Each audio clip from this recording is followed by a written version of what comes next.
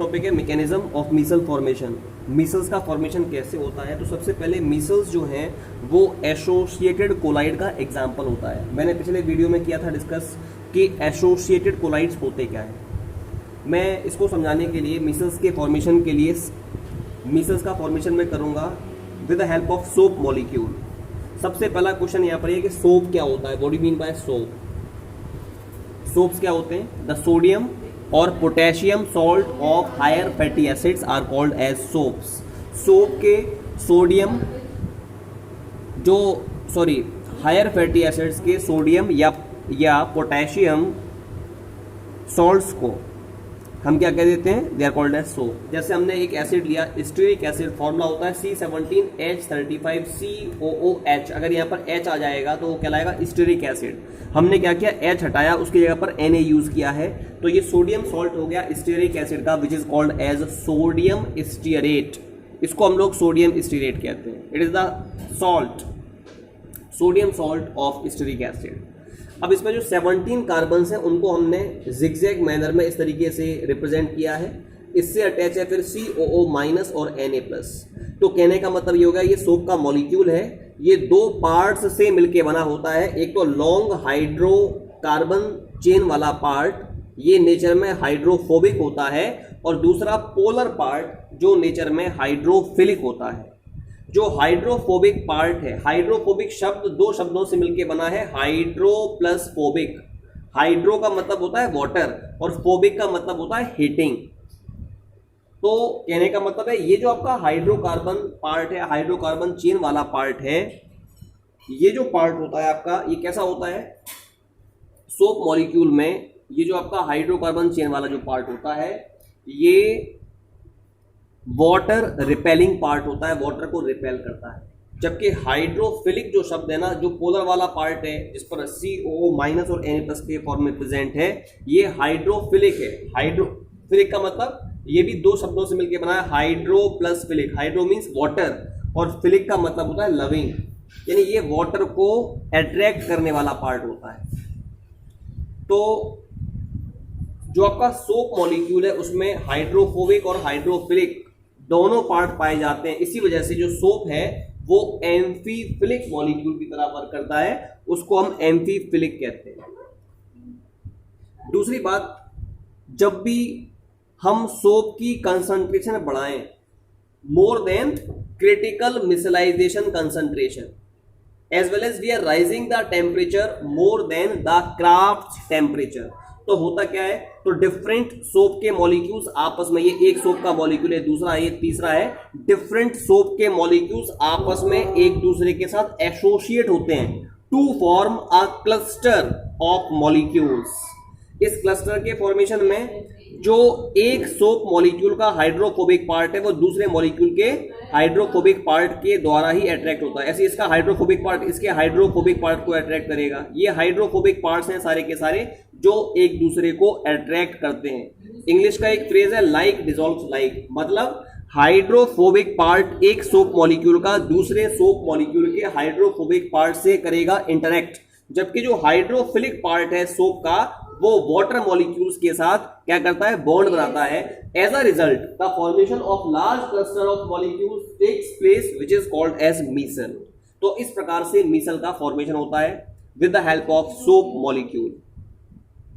अब जो next topic है वो है प्रिपरेशन ऑफ कोलाइड्स। कोलाइड्स को बनाने के कौन कौन से मेथड्स ऑफ प्रिपरेशन है उनके बारे में बात की जाएगी। तो पहला है, सबसे पहले मैं बात करता हूं लायोफिलिक कोलाइड्स।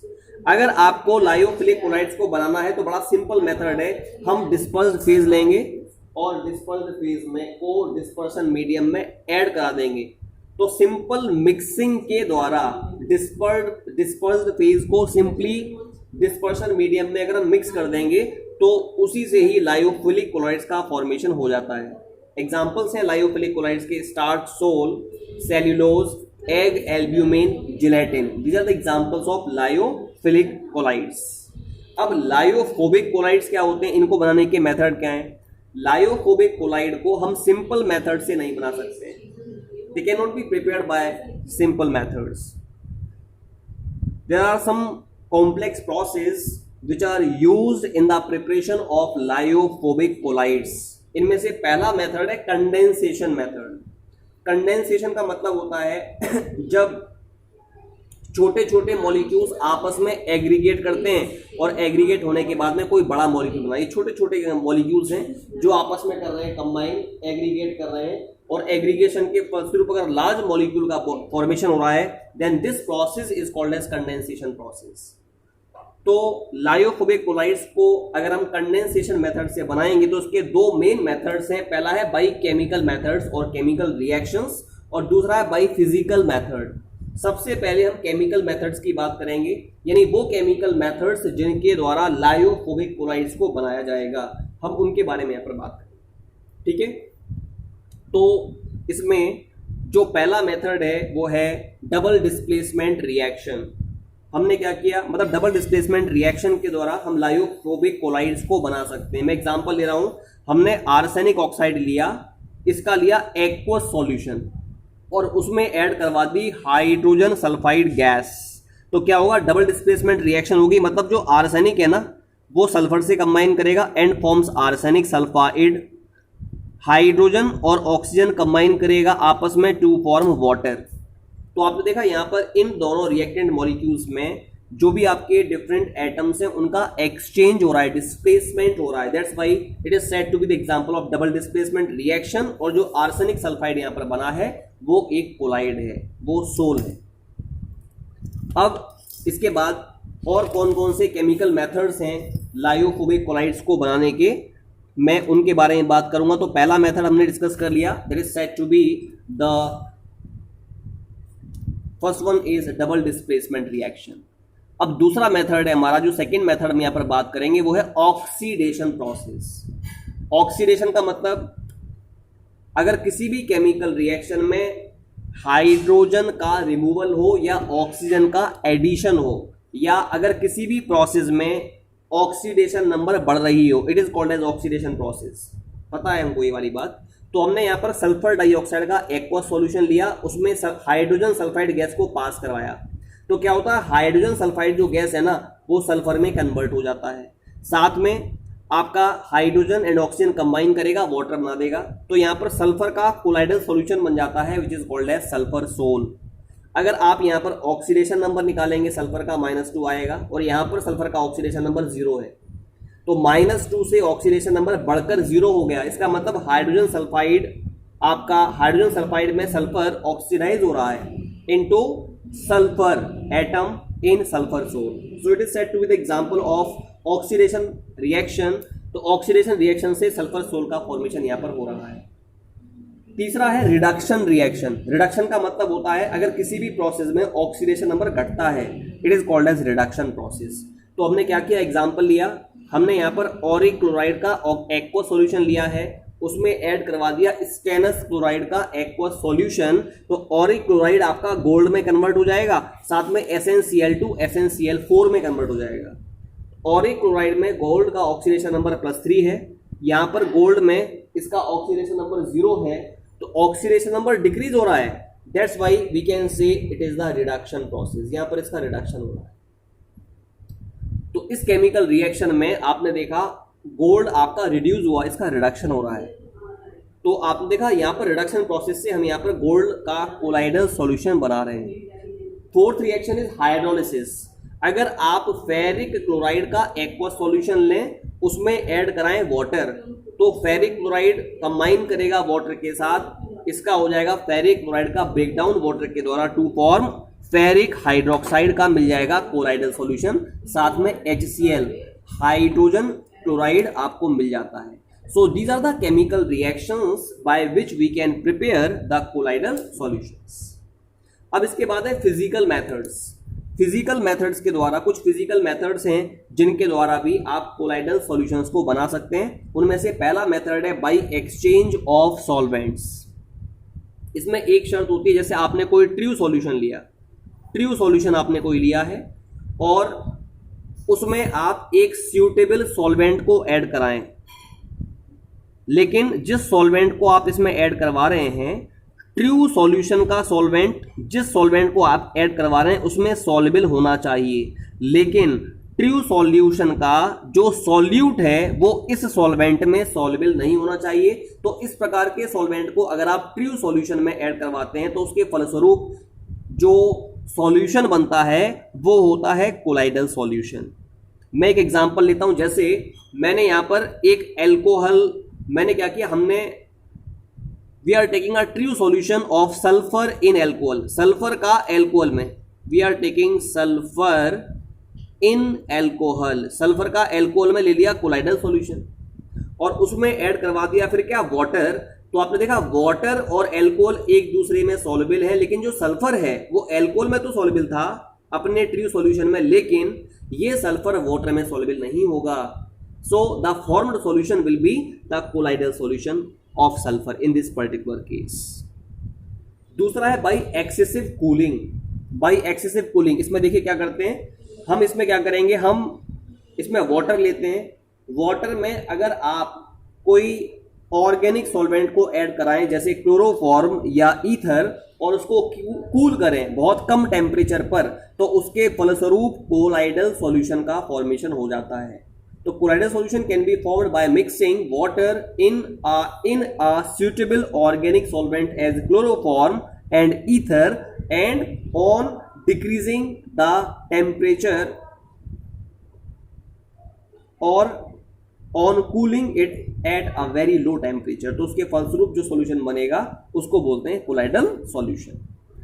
तो यहां पर ये जो मेथड है हमारा फिजिकल मेथड, ये भी हमने डिस्कस किया।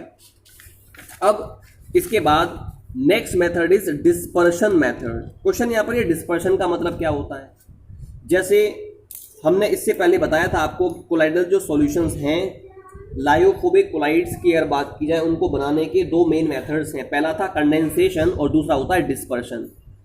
कंडेंसेशन का मतलब जब छोटे छोटे मॉलिक्यूल्स कंबाइन करें और बड़ा मॉलिक्यूल बनाएं, it is called as condensation process. Dispersion का मतलब जब कोई बड़ा मॉलिक्यूल छोटे छोटे मॉलिक्यूल्स में डिसोशिएट हो जाता है, it is called as a dispersion process. इसके भी दो स्पेसिफिक मेथड्स हैं, एक है breeding arc method. Breeding arc method, इसको हम लोग इलेक्ट्रो डिस्पर्शन मेथड भी कहते हैं। तो इस मेथड में वास्तविकता में डिस्पर्शन और कंडेंसेशन दोनों ही प्रोसेस इन्वॉल्व होती हैं। ब्रीडिंग आर्क मेथड में क्या करते हैं, इसमें हम एक कंटेनर लेते हैं, उस कंटेनर में लेते हैं वाटर और उसमें दो इलेक्ट्रोड्स हम लगाते हैं। ये इलेक्ट्रोड्स उन मेटल के इलेक्ट्रोड्स हैं जिनका हमें कोलाइडल सॉल्यूशन बनाना है, और आप इस कंटेनर को आइस बाथ में रखते हैं। ये आइस बाथ है जिसमें आइस भरी हुई है। तो जब आप इन दोनों इलेक्ट्रोड्स के बीच में इलेक्ट्रिक आर्क को प्रोड्यूस करते हैं, तो इलेक्ट्रिक आर्क के प्रोड्यूस होने से आपके जो ये जो इलेक्ट्रोड है ना, वो गैसियस फॉर्म में कन्वर्ट हो जाते हैं। तो मतलब बड़े मॉलिक्यूल्स आपके, या जो आपका सॉलिड आपका इलेक्ट्रोड है वो गैसियस फॉर्म में कन्वर्ट हो रहा है, क्या हो रहा है, डिस्पर्शन। लेकिन जैसे ही वो वाटर, कोल्ड वाटर के कांटेक्ट में आते हैं, ये वाटर कोल्ड है because it is in ice bath, तो जैसे ही वो गैस के मॉलिक्यूल्स कोल्ड वाटर के कांटेक्ट में आएंगे तो उनमें टेंडेंसी होगी आपस में कंबाइन करने की, और थोड़े से बड़े मॉलिक्यूल्स में वो कन्वर्ट हो जाते हैं, है ना, और उन मॉलिक्यूल्स का वाटर में बन जाता है कोलाइडल सॉल्यूशन। तो इस तरीके से मेटल सोल का फॉर्मेशन हो जाता है by this specific method which is called as breeding arcs method. ये इंपॉर्टेंट मेथड है। इसके बाद next one is peptization. It is also important. Peptization होता क्या है, वो प्रोसेस जिसके द्वारा आप किसी भी प्रेसिपिटेट को एक सूटेबल सॉल्वेंट में डिसॉल्व कराएं और उसमें एक स्मॉल अमाउंट में इलेक्ट्रोलाइट को ऐड कराएं। इलेक्ट्रोलाइट में कम से कम एक आयन कॉमन होना चाहिए टू दैट ऑफ प्रेसिपिटेट। तो क्या होता है, आपका जो प्रेसिपिटेट होता है वो कोलाइडल सॉल्यूशन में कन्वर्ट हो जाता है, and this process is called as peptization.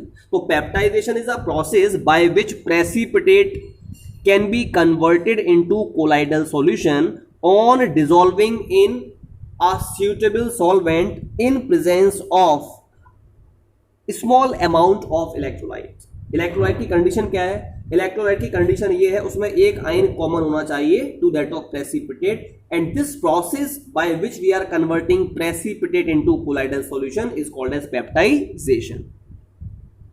अब पेप्टाइजेशन कैसे होता है, what is the cause of peptization, मैं उसके बारे में बात करता हूं। इसको समझाने के लिए मैंने एक एग्जांपल लिया। हमने यहां पर फेरिक हाइड्रोक्साइड का प्रेसिपिटेट लिया है। जब आप उसको एक सूटेबल सॉल्वेंट में डिसॉल्व कराते हैं और उसमें ऐड कराते हैं ferric chloride electrolyte in small amount, तो फेरिक क्लोराइड तो टूट जाता है Fe3+ आयन में और 3Cl- आयन में। तो इसमें जो फेरिक आयन है वो कॉमन है, ये फेरिक आयन कॉमन है, ये प्रेसिपिटेट में भी है, आयरन आपका प्रेसिपिटेट में भी है, और यहाँ पर आपका जो फेरिक क्लोराइड है उसमें भी फेरिक आयन पाया जा रहा है। ठीक है, तो क्या होगा, ये जो आपका बड़ा ये प्रेसिपिटेट का मॉलिक्यूल है, इस प्रेसिपिटेट के मॉलिक्यूल की सरफेस पर आपके जो फेरिक आयन हैं वो एडजॉर्ब हो जाते हैं, हो जाएंगे ना एडजॉर्ब। एज अ रिजल्ट इनमें इसकी सरफेस में ही डिफरेंट प्लेसेस पर आपका रिपल्शन क्रिएट हो जाएगा, जिसकी वजह से ये जो लार्ज प्रेसिपिटेट है ये टूट जाएगा into smaller molecules of colloidal range, और इनकी सरफेस पर आपका जो प्लस चार्ज है वो ऑक्यूपाई हो जाएगा। And this is the way in which the formation of colloidal solution takes place.